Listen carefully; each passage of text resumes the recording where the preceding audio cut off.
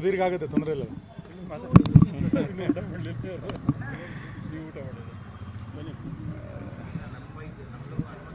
ಹಿಂದುಳಿದ ವರ್ಗದ ಆಯೋಗ ಕರ್ನಾಟಕದಲ್ಲಿ ಶೈಕ್ಷಣಿಕ ಆರ್ಥಿಕ ಸಮೀಕ್ಷೆಯನ್ನು ಮಾಡಬೇಕು ಅಂತೇಳಿ ಈಗಾಗಲೇ ತಯಾರಿಯನ್ನು ಮಾಡಿಕೊಂಡಿದೆ.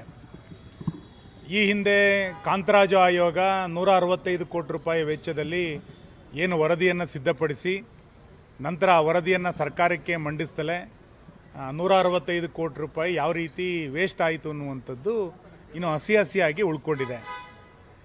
ಇದರ ಜೊತೆಯಲ್ಲಿ 110 ಕೋಟಿ ರೂಪಾಯಿ ವೆಚ್ಚದಲ್ಲಿ ಒಳ ಮೀಸಲಾತಿಯ ಕುರಿತಂತೆ ಜಸ್ಟಿಸ್ ನಾಗಮೋಹನ್ ದಾಸ್ ಅವರ ಸಮೀಕ್ಷೆಯೂ ಕೂಡ ನಡೀತು. ಆ ಸಮೀಕ್ಷೆಯ ಯಾವ ಅಂಶಗಳನ್ನು ಕೂಡ ತೆಗೆದುಕೊಳ್ಳದೆ ಸರ್ಕಾರ ಯಾವ ರೀತಿಯಾದಂಥ ನಿಲುವನ್ನು ಪ್ರಕಟ ಮಾಡಿತ್ತು ಅನ್ನುವಂಥದ್ದು ಕೂಡ ಕರ್ನಾಟಕದಲ್ಲಿ ಕೂಡ ಚರ್ಚೆಯ ವಿಷಯ. ಈ ಎಲ್ಲ ಸಮೀಕ್ಷೆಗಳು ಅಥವಾ ವರದಿಗಳು ಕರ್ನಾಟಕದಲ್ಲಿ ಯಾವ ರೀತಿ ನಡೀತು ಅನ್ನುವಂಥ ಸಂಗತಿಯನ್ನು ಇಟ್ಕೊಂಡು ಕರ್ನಾಟಕದ ಬೇರೆ ಬೇರೆ ಜಿಲ್ಲೆಗಳಲ್ಲಿ ನಮ್ಮೆಲ್ಲ ಪ್ರಮುಖರು ಜನರ ಮನಸ್ಸಿನಲ್ಲಿರುವಂಥ ಗೊಂದಲಗಳು ಮತ್ತು ಜನರ ಮನಸ್ಸಿನಲ್ಲಿರುವಂಥ ಅನುಮಾನಗಳು ಈ ಎಲ್ಲ ವಿಷಯಗಳನ್ನು ಇಟ್ಕೊಂಡು ಮುಂದೆ ನಡೆಯುವಂಥ ಸಮೀಕ್ಷೆ ಅದು ಸರಿಯಾಗಬೇಕು. ತರಾತುರಿಯಲ್ಲಿ ಯಾವುದೇ ಸಮೀಕ್ಷೆಗಳನ್ನು ಮಾಡಿ ಇನ್ನೊಂದು ಅನಾಹುತಕ್ಕೆ ಎಡೆ ಮಾಡಿಕೊಡಬಾರ್ದು ಅನ್ನುವಂಥ ಹಿನ್ನೆಲೆಯಿಂದ ನಾವೆಲ್ಲ ಪ್ರಮುಖರು ಇವತ್ತು ರಾಜ್ಯದ ಹಿಂದುಳಿದ ವರ್ಗದ ಆಯೋಗದ ಅಧ್ಯಕ್ಷರನ್ನು ಭೇಟಿ ಮಾಡಿ ಸುದೀರ್ಘವಾಗಿ ಅವರ ಜೊತೆಗೆ ಚರ್ಚೆಯನ್ನು ಮಾಡಿ ಜನರ ಮನಸ್ಸಿನಲ್ಲಿರುವಂಥ ಅನುಮಾನಗಳನ್ನು ಅವ್ರ ಮುಂದೆ ತೆಗೆದಿಟ್ಟಿದ್ದೀವಿ. ನಾನು ಆಯೋಗದ ಅಧ್ಯಕ್ಷರಿಗೂ ನಾವೆಲ್ಲ ನಿಯೋಗದರು ಆಗ್ರಹ ಮಾಡಿರುವಂಥದ್ದು 15 ದಿನದಲ್ಲಿ ಈ ಸಮೀಕ್ಷೆಯನ್ನು ಮುಗಿಸ್ತೀವಿ ಮತ್ತು ಅದು ದಸರಾ ಸಂದರ್ಭದಲ್ಲಿ ಮುಗಿಸ್ತೀವಿ ಅನ್ನುವಂಥದ್ದು ಸರಿಯಲ್ಲ. ಯಾವುದೋ ಒತ್ತಡಕ್ಕೊಳಗಾಗಿ 15 ದಿನದಲ್ಲಿ ಸಮೀಕ್ಷೆಯನ್ನು ಮಾಡ್ತೀವಿ ಅಂತ ಹೊರಟಿರುವಂಥದ್ದು ಸರಿಯಾದ ಕ್ರಮ ಅಲ್ಲ. ಸುಮಾರು 1.25 ಕೋಟಿ 2 ಕೋಟಿ ಮನೆಗಳನ್ನು ಸಮೀಕ್ಷೆಯನ್ನು ಮಾಡುವಂಥದ್ದು ಅಷ್ಟು ಸುಲಭದ ಸಾಧ್ಯ ಅಲ್ಲ. ಇದನ್ನು 15 ದಿನದಲ್ಲಿ ಮಾಡಲಿಕ್ಕೆ ಸಾಧ್ಯ ಇಲ್ಲ. ಮತ್ತು ಮಳೆಗಾಲ ಮತ್ತು ದಸರಾದ ಹಬ್ಬದ ಸಂದರ್ಭದಲ್ಲಿ ಈ ರೀತಿಯಾದಂಥ ಸಮೀಕ್ಷೆಗಳನ್ನು ಒಳಪಡಿಸ್ತಾ ಇರುವಂಥದ್ದು ಸಾಂದರ್ಭಿಕ ಅಲ್ಲ. ಇದನ್ನು ಸ್ವಲ್ಪ ಮರುಚಿಂತನೆ ಮಾಡಿ ಬೇಸಿಗೆ ಕಾಲದಲ್ಲಿ ಇದನ್ನು ಮಾಡಿ ಎನ್ನುವಂಥ ಒತ್ತಾಯವನ್ನು ನಾವು ಮಾಡಿದ್ದೇವೆ.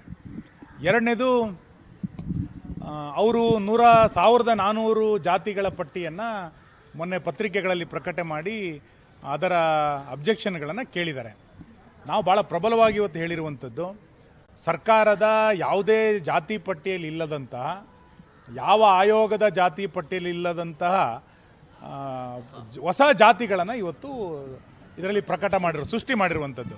ಉದಾಹರಣೆಗೆ ಕುರುಬ ಕ್ರಿಶ್ಚಿಯನ್ನು, ಮಡಿವಾಳ ಕ್ರಿಶ್ಚಿಯನ್ನು, ಒಕ್ಕಲಿಗ ಕ್ರಿಶ್ಚಿಯನ್ನು, ಈ ರೀತಿ 107 ಕಡೆಗಳಲ್ಲಿ ಹೊಸ ರೀತಿಯಾದಂಥ ಜಾತಿಗಳನ್ನು ಅವರು ಪ್ರಕಟ ಮಾಡಿದ್ದಾರೆ.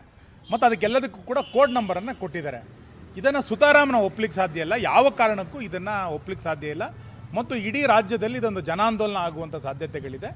ಇದಕ್ಕೆ ನಮಗೆ ಕ್ರಿಶ್ಚಿಯನ್ ಅಂತಂದಾಗ 2-3 ಉಪಜಾತಿಗಳನ್ನು ನಾವು ಕೇಳಿದ್ವಿ, ಮುಸ್ಲಿಮ್ಸ್ ಅಂತಂದಾಗ ಕೆಲವು ಉಪಜಾತಿಗಳನ್ನು ಮಾತ್ರ ಕೇಳಿದ್ವಿ. ಆದರೆ ಎಲ್ಲ ಹಿಂದೂ ಉಪಜಾತಿಗಳಿಗೆ ಕ್ರಿಶ್ಚಿಯನ್ ಮತ್ತು ಮುಸ್ಲಿಂ ಅಂತ ಹಾಕಿ ಮತ್ತೊಂದು ರೀತಿಯಾದಂಥ ಮತಾಂತರಕ್ಕೆ ಪ್ರೇರಣೆ ಕೊಡುವಂಥ ಒಂದು ಹುನ್ನಾರವನ್ನು ಸರ್ಕಾರ ಮಾಡಿದೆ. ಮತ್ತು ಅವರನ್ನು ಮುಂದಿನ ದಿನಗಳಲ್ಲಿ ಇದನ್ನು ಮಾನದಂಡವಾಗಿ ಇಟ್ಟುಕೊಂಡು ಅವರಿಗೆ ಮೀಸಲಾತಿಯನ್ನು ಕಲ್ಪಿಸಬೇಕು ಅಂತ ಒಂದು ಹುನ್ನಾರ ಇವತ್ತು ಸರ್ಕಾರ ನಡೆಸಿದೆ ಎನ್ನುವಂಥದ್ದು ಜನರಲ್ಲಿರುವಂಥ ಅನುಮಾನಗಳು. ಹಾಗಾಗಿ ನೀವು ಅವರಿಗೆ ಆ ರೀತಿ 107 ಜಾತಿಗಳಿಗೆ ಕ್ರಿಶ್ಚಿಯನ್ ಮುಸ್ಲಿಂ ಅಂತ ಯಾವ ಹಿಂದೂ ಉಪಜಾತಿಗಳಿಗೆ ನೀವು ಹೊಸ ನಾಮಕರಣವನ್ನು ಮಾಡಿದಿರಿ, ಇದನ್ನು ಕೈ ಬಿಡಬೇಕು, ಇದನ್ನು ಪಟ್ಟಿನಲ್ಲಿ ಸೇರಿಸಲಿಕ್ಕೆ ಸಾಧ್ಯ ಇಲ್ಲ, ಇದಕ್ಕೆ ಕೋಡ್ ನಂಬರ್ಗಳನ್ನು ತೆಗಿಬೇಕು ಅನ್ನುವಂಥ ಆಗ್ರಹವನ್ನು ನಾವು ಈ ಸಂದರ್ಭದಲ್ಲಿ ಮಾಡಿದ್ದೇವೆ. ಮೂರನೇದು, ಸಮೀಕ್ಷೆಗಳನ್ನು ಏನು ನೀವು ಮಾಡಲಿಕ್ಕೆ ಹೊರಟಿದ್ದೀರಿ, ಇದಕ್ಕೆ ಅಕ್ನಾಲಜ್ಮೆಂಟ್ ಅಂದರೆ ಸ್ವೀಕೃತಿ ಪತ್ರವನ್ನು ಕಡ್ಡಾಯವಾಗಿ ಕೊಡಬೇಕು. ಯಾವ ಮನೆಗಳಿಗೆ ನೀವು ಹೋಗಿ ವರದಿಯನ್ನು ಸಮೀಕ್ಷೆಯನ್ನು ಮಾಡ್ತೀರಿ, ಆ ಮನೆಯ ಯಜಮಾನಿಗೂ ಕೂಡ ಸಮೀಕ್ಷೆ ಮಾಡಿದವರು ಏನು ಸಮೀಕ್ಷೆ ಮಾಡಿದ್ದಾರೆ ಎನ್ನುವಂಥದ್ದು ಗೊತ್ತಾಗಬೇಕು. ಸೆಲ್ಫ್ ಡಿಕ್ಲರೇಷನ್ ಏನು ಕೊಟ್ಟಿದ್ದಾರೆ ಎನ್ನುವಂಥದ್ದು ಆ ಮನೆಯವರಿಗೂ ಕೂಡ ಗೊತ್ತಾಗಬೇಕು. ಆ ಹಿನ್ನೆಲೆಯಲ್ಲಿ ಒಂದು ಸ್ವೀಕೃತ ಪತ್ರವನ್ನು ಎಲ್ಲ ಮನೆಗಳಿಗೂ ಕೂಡ ಕಡ್ಡಾಯವಾಗಿ ಕೊಟ್ಟರೆ ಇದು ಸರಿಯಾದ ಕ್ರಮ ಅಂತೇಳಿ ನಮ್ಗೆ ಅನಿಸುತ್ತೆ ಅನ್ನೋದನ್ನು ನಮ್ಮ ಅಭಿಪ್ರಾಯಗಳನ್ನು ಅವ್ರಿಗೆ ಹೇಳಿದ್ದೀವಿ. ಇನ್ನು ಕೊನೆಯದು, ನಾವು ಅವರಿಗೆ ಕನ್ವಿನ್ಸ್ ಮಾಡಿರುವಂಥದ್ದು 1400 ಪಟ್ಟಿಗಳನ್ನು ಕನ್ನಡದ ವ್ಯಾಕರಣ ಮಾಲೆಯ ಪ್ರಕಾರ ಅವರು ಮಾಡಿದ್ದಾರೆ. ನಾವು ಅವ್ರಿಗೆ ಹೇಳಿರೋದೇನು ಅಂತಂದರೆ, ಪ್ರವರ್ಗ ಪ್ರಕಾರನೇ ಇದನ್ನು ಮಾಡಿ. 1400 ಜಾತಿಗಳು ಯಾವ ಪ್ರವರ್ಗದಲ್ಲಿದೆ ಅಂತೇಳಿ ತುಂಬ ಜನರಿಗೆ ಗೊತ್ತಿಲ್ಲ. ಪ್ರವರ್ಗ 1, ಪ್ರವರ್ಗ 2, ಪ್ರವರ್ಗ 3 ಏನು ನಮ್ಮದು ಸರ್ಕಾರದ ನಿಯಮಾವಳಿಗಳಿದೆ, ಅದರಲ್ಲೇ ವರ್ಣಮಾಲೆಯ ಪ್ರಕಾರನೇ ಮಾಡಿದರೆ ಯಾರ್ಯಾರು ಯಾವ್ಯಾವ ಪ್ರವರ್ಗದಲ್ಲಿ ಬರುತ್ತೆ ಎನ್ನುವಂಥದ್ದು ಕರ್ನಾಟಕದ ಜನರಿಗೆ ಸ್ಪಷ್ಟ ಆಗುತ್ತೆ. ಹಾಗಾಗಿ ನೀವು ಇದನ್ನು ಹೋಲ್ಸೇಲ್ ಮಾಡೋದು ಸರಿಯಲ್ಲ ಅನ್ನುವಂಥದ್ದನ್ನು ಹೇಳಿದ್ದೇವೆ. ಎಲ್ಲದನ್ನು ಕೂಡ ಶಾಂತವಾಗಿ ಕೇಳಿಸ್ಕೊಂಡಿದ್ದಾರೆ. ನಂತರ 15 ದಿನದಲ್ಲಿ ಮಾಡ್ತೀವಿ ಎನ್ನುವಂಥ ಹಠಮಾರಿತನವನ್ನು ಅವ್ರ ಮುಂದೆ ಇದೆ ಅಂತ ನಂಗೆ ಅನಿಸ್ತಾ ಇದೆ. ಇದನ್ನು ಯಾವುದೋ ತರಾತುರಿಯಲ್ಲಿ ಮಾಡಿ ಇನ್ನೊಂದು ವರದಿ ತಿರಸ್ಕಾರ ಆಗಬದಂತೆ ಇದನ್ನು ನೋಡ್ಕೊಳ್ಬೇಕು. ನಿಮ್ಮ ಅಧ್ಯಕ್ಷತೆಯ ವರದಿ ಕರ್ನಾಟಕಕ್ಕೊಂದು ದಿಕ್ಸೂಚಿ ಆಗಬೇಕು ಅನ್ನುವಂಥದ್ದನ್ನು ಕೂಡ ಅವರಿಗೆ ಮನವಿ ಮಾಡಿದ್ದೇವೆ. ಮತ್ತು ಈ ಸಮೀಕ್ಷೆಗಳೇ ಕರ್ನಾಟಕದ ಮುಂದಿನ ಸರ್ಕಾರಗಳ ಕಾರ್ಯಕ್ರಮಗಳನ್ನು ಸಿದ್ಧಪಡಿಸ್ಲಿಕ್ಕೆ ಬೇಕಾದಂಥ ಒಂದು ಭೂಮಿಕೆ ಇದು. ಹಾಗಾಗಿ ಇದನ್ನು ತರಾತುರಿಯಲ್ಲಿ ಮಾಡದೆ ಎಲ್ಲರ ವಿಶ್ವಾಸವನ್ನು ತೆಗೆದುಕೊಂಡು ಸರಿಯಾಗಿ ವಿಸ್ತೃತವಾದಂಥ ಚರ್ಚೆಯನ್ನು ಮಾಡಿ ಸಮಯವನ್ನು ತೆಗೆದುಕೊಂಡು ಮಾಡಬೇಕು. ಮಳೆಗಾಲದಲ್ಲಿ ದಸರಾ ಹಬ್ಬದ ಸಂದರ್ಭದಲ್ಲಿ ತರಾತುರಿಯಲ್ಲಿ ಇದನ್ನು ಮಾಡುವಂಥ ಅವಶ್ಯಕತೆ ಇಲ್ಲ ಅನ್ನೋದನ್ನು ನಾವು ಅವರಿಗೆ ಮನವರಿಕೆಯನ್ನು ಮಾಡಿಕೊಟ್ಟಿದ್ದೇವೆ.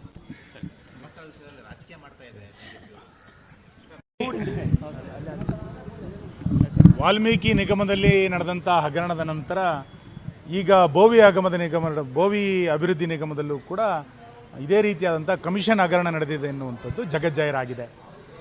ನಾವು ಮೊದಲಿಂದನೂ ಕೂಡ ಇದನ್ನೊಂದು 60% ಸರ್ಕಾರ ಅಂತ ಹೇಳ್ತಾ ಇದ್ವಿ. ಇವತ್ತು ಬೋವಿ ಅಭಿವೃದ್ಧಿ ನಿಗಮದ ಭ್ರಷ್ಟಾಚಾರವನ್ನು ನೋಡಿದಾಗ ಇದು 60%ಗಿಂತ ಮೀರಿದೆ ಅಂತ ನಮಗೆ ಗೊತ್ತಾಗ್ತಿದೆ.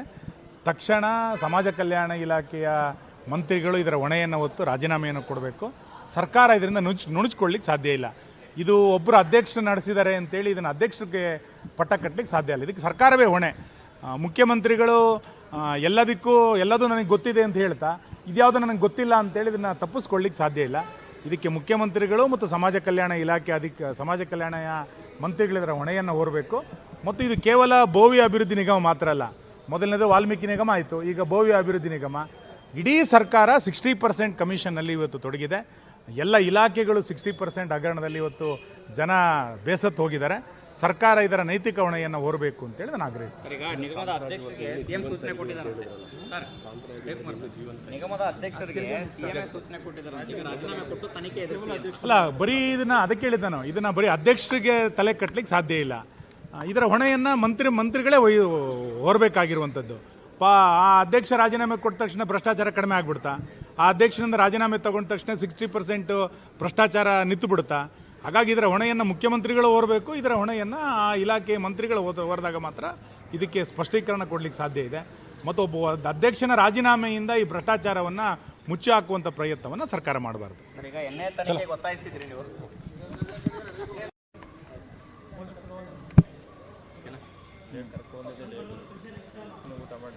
ಸರ್ಕಾರ ಈಗ ಆಲ್ರೆಡಿ ನೋಟಿಫಿಕೇಷನನ್ನು ಮಾಡಿದೆ. 1400 ಜಾತಿಗಳಿದ್ದಾವೆ ಬ್ಯಾಕ್ವರ್ಡ್ ಕಮಿಷನ್ನಲ್ಲಿ ಅಂತ. ಅದರಲ್ಲಿ ಹೊಸ ಜಾತಿಗಳೇನಪ್ಪ 107 ಅಂತ ಹೇಳಿದ್ರೆ ಬೆಸ್ತರ್ ಕ್ರಿಶ್ಚಿಯನ್ ಅಂತ ಇದೆ, ಕುರುಬ ಕ್ರಿಶ್ಚಿಯನ್ ಅಂತ ಇದೆ, ಬಂಟ್ಸ್ ಕ್ರಿಶ್ಚಿಯನ್ ಅಂತ ಇದೆ, ನೇಕಾರ್ ಕ್ರಿಶ್ಚಿಯನ್ ಅಂತ ಇದೆ, ಬ್ರಾಹ್ಮಣ್ ಕ್ರಿಶ್ಚಿಯನ್ ಅಂತ ಇದೆ, ಆಮೇಲೆ ಬಣಕಾರ್ ಕ್ರಿಶ್ಚಿಯನ್ ಅಂತ ಇದೆ. ಈ ಥರ 107 ಹೊಸ ಜಾತಿಗಳನ್ನು ಇದು ಮಾಡಿಬಿಟ್ಟು ನಿಮ್ದೇನಾರು ಅಬ್ಜೆಕ್ಷನ್ ಇದ್ದರೆ ನಮಗೆ ತಿಳಿಸಿ ಅಂತ ಹೇಳಿದ್ದಾರೆ. ನಾವಿವತ್ತು ಅಬ್ಜೆಕ್ಷನನ್ನು ಹೇಳಕ್ಕೆ ಬಂದಿದ್ದೀವಿ. ಸರ್ಕಾರ ಹೊಸ ಜಾತಿಗಳನ್ನು ಸೃಷ್ಟಿ ಮಾಡಲಿಕ್ಕೆ ಹೊರಟಿದೆಯಾ ಅಂತ ನಾವು ಪ್ರಶ್ನೆಯನ್ನು ಇಟ್ಕೊಂಡು ಇವತ್ತು ಭೇಟಿ ಮಾಡಿದ್ದೇವೆ. ಹೊರ ರಾಜ್ಯದವರಿದ್ದಾರೆ, ಹೊರ ದೇಶದವರಿದ್ದಾರೆ, ಅವರೆಲ್ಲ ಬಾಡಿಗೆ ಮನೆಗಳಲ್ಲಿದ್ದಾರೆ. 175 1,75,00,000ದಿಂದ 2 ಕೋಟಿವರೆಗೆ ಮನೆಗಳ ಸರ್ವೆಯನ್ನು ಮಾಡ್ತೀವಿ ಜಿಯೋ ಟ್ಯಾಗ್ ಮೂಲಕ, ಹೊಸ ಆ್ಯಪ್ ಮೂಲಕ ಅಂತ ಅಧ್ಯಕ್ಷರು ಹೇಳಿದ್ದಾರೆ. ನನ್ನ ಪ್ರಶ್ನೆ ಏನು ಅಂತ ಹೇಳಿದರೆ, ನೀವು ಇವಾಗ ನೋಟಿಫಿಕೇಷನ್ ಮೂಲಕ ಹೇಳಿರ್ತಕ್ಕಂಥದ್ದು ಅವ್ರು ಏನು ಸೆಲ್ಫ್ ಡಿಕ್ಲರೇಷನ್ ಏನು ಮಾಡ್ಕೊಳ್ತಾರೆ, ನಾವು ಆ ಜಾತಿ ಬರ್ಕೊಳ್ತೀವಿ ಅಂತ ಹೇಳಿದ್ದಾರೆ. ನಿಮ್ಮ ಹತ್ರ ಸರ್ಕಾರದ ಹತ್ರ ಲಿಸ್ಟ್ ಇದೆಯಲ್ಲ, ಎಷ್ಟು ಜಾತಿಗಳ ಲಿಸ್ಟ್ ಇದೆ? ಹೊಸ ಜಾತಿಗಳನ್ನು ಈ ಥರ ಸೃಷ್ಟಿ ಮಾಡಿಕೊಳ್ಳೋದಕ್ಕೆ ಸರ್ಕಾರದಲ್ಲಿ ಅವಕಾಶ ಇದೆಯಾ? ಸಂವಿಧಾನದಲ್ಲಿ ಅವಕಾಶ ಇದೆಯಾ? ಅದು ಮಾನ್ಯ ಮಾಡಿ. ಮತ್ತು ಒಬ್ಬ ಮತಾಂತರ ಆಗಿದ್ದಾರೆ ಅಂತ ಯಾವಾಗ ನೀವು ಡಿಕ್ಲೇರ್ ಮಾಡ್ತೀರಾ? ಅವನು ಸರ್ಕಾರದ ಕಚೇರಿ ಮೂಲಕ, ಸರ್ಕಾರದ ನಿಯಮಾವಳಿಗಳ ಮೂಲಕ ನಾನು ಕ್ರಿಶ್ಚಿಯನ್ನೂ ಆಗ್ಬೋದು ಅಥವಾ ಮುಸ್ಲಿಮೂ ಆಗ್ಬೋದು. ಆ ರೂಲ್ಸ್ ಪ್ರಕಾರ ಸಂವಿಧಾನಾತ್ಮಕವಾಗಿ, ಕಾನೂನಾತ್ಮಕವಾಗಿ ಮತಾಂತರ ಆಗಿದ್ದರೆ ಮಾತ್ರ ಅವನು ಕ್ರಿಶ್ಚಿಯನ್ ಆಗಬಹುದು. ಈಗ 107 ಜಾತಿಗಳನ್ನು ಹೊಸದಾಗಿ ಈ ಸರ್ಕಾರ ಹೆಂಗೆ ನೋಟಿಫಿಕೇಷನ್ ಮಾಡ್ತು? ಇದನ್ನು ವಾಪಸ್ ಪಡಿಬೇಕು. ಈಗ ಉದಾಹರಣೆಗೆ ಯಾವುದೋ ಒಂದು ಕಮ್ಯುನಿಟಿ, ಈಗ ಉದಾಹರಣೆಗೆ ಲಿಂಗಾಯತ್ ಕ್ರಿಶ್ಚಿಯನ್, ಒಕ್ಕಲಿಗ ಕ್ರಿಶ್ಚಿಯನ್ ಅಂತ ಬಂದಿದೆ. ಹಂಗಾದ್ರೆ ಒಕ್ಕಲಿಗ ಕ್ರಿಶ್ಚಿಯನ್ ಅಂತ ಇದೆಯಾ ಸಮುದಾಯ? ಇದೆಯಾ? ಈಗ ಹಂಗಾದ್ರೆ ಒಕ್ಕಲಿಗ ಕ್ರಿಶ್ಚಿಯನ್ ಅಂತ ಇದ್ರೆ ಒಕ್ಕಲಿಗ ಸಮಾಜ ಒಪ್ಕೊಳ್ಳುತ್ತಾ? ಲಿಂಗಾಯತ್ ಕ್ರಿಶ್ಚಿಯನ್ ಅಂತ ಲಿಂಗಾಯತ ಸಮುದಾಯ ಒಪ್ಕೊಳ್ಳುತ್ತಾ?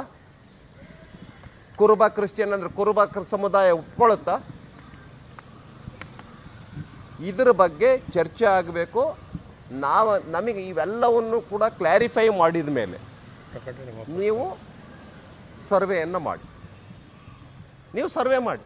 ಇಲ್ಲ ಅಂತ ಹೇಳಿದರೆ ಸರ್ವೆ ಹೆಂಗೆ ಮಾಡ್ತೀರಾ? ಅನೇಕ ಪ್ರಶ್ನೆಗಳಿದೆ. ನೀವು 15 ದಿನದಲ್ಲೇ ಸರ್ವೆ ಮಾಡ್ಲಿಕ್ಕೆ ಹೊರಟಿದ್ದೀರಿ. 15 ದಿನದಲ್ಲಿ ಸರ್ವೆ ಮಾಡೋಕ್ಕೆ ಸಾಧ್ಯನಾ? ಅದರೊಳಗೆ ಸಾಲು ಸಾಲು ರಜೆಗಳಿದ್ದಾವೆ. ಮತ್ತು ಸೆಲ್ಫ್ ಡಿಕ್ಲೇರೇಷನ್ ಅಂತ ಹೇಳ್ತಾ ಇದ್ದೀರಿ. ಈಗ ಫಾರ್ ಎಕ್ಸಾಂಪಲ್ ಅವ್ರೇನು ಹೇಳ್ತಾರೋ ಅದೇ ಸತ್ಯನ? ನನ್ನ ಹತ್ರ ಟ್ರ್ಯಾಕ್ಟರ್ ಇರುತ್ತೆ, ನನ್ನ ಹತ್ರ ಕಾರ್ ಇರುತ್ತೆ, ನಾನು ಕಾರ್ ಇಲ್ಲ ಅಂತ ಹೇಳ್ತೀನಿ. ನನ್ನ ಹತ್ರ 4 ಮನೆಗಳಿದ್ದಾವೆ, ಬೆಂಗಳೂರಿನಲ್ಲಿ ಬಾಡಿಗೆ ಕೊಟ್ಟಿದ್ದೀನಿ, ನನ್ನ ಬಾಡಿಗೆ ಮನೆಯಲ್ಲಿದ್ದೀನಿ, ಸ್ವಂತ ಮನೆಗಳಿದ್ದಾವೆ 4 ಬಾಡಿಗೆ ಮನೆಯಲ್ಲಿದ್ದೀನಿ ಅಂತ. ಇದು ಸತ್ಯನಾ? ಹಾಗಾಗಿ socio economic and educational survey ಇದಕ್ಕೆ ಸರಿಯಾದ ರೀತಿಯಲ್ಲಿ ಆಗಬೇಕು ಅಂತ ಹೇಳಿದರೆ, ಸೈಂಟಿಫಿಕ್ ರೀತಿಯಲ್ಲಿ ಆಗಬೇಕು ಅಂತ ಹೇಳಿದರೆ ಈ ರೀತಿ ಅನೇಕ ಸವಾಲುಗಳು ಇವೆಲ್ಲವೂ ಕೂಡ ಇದ್ದಾವೆ. ಸೈಂಟಿಫಿಕ್ ಮೂಲಕ, ವೈಜ್ಞಾನಿಕ ಮೂಲಕ ಚರ್ಚೆ ಮಾಡಿಬಿಟ್ಟು ನೀವು ಪಕ್ಕಾ ಮಾಡಿಕೊಂಡು ಸರ್ವೆ ಮಾಡಿ ಅಂತೇಳಿ ಈ ಸಂದರ್ಭದಲ್ಲಿ ಹೇಳೋದಕ್ಕೆ ಬಯಸ್ತಾ ಇದ್ದೀನಿ.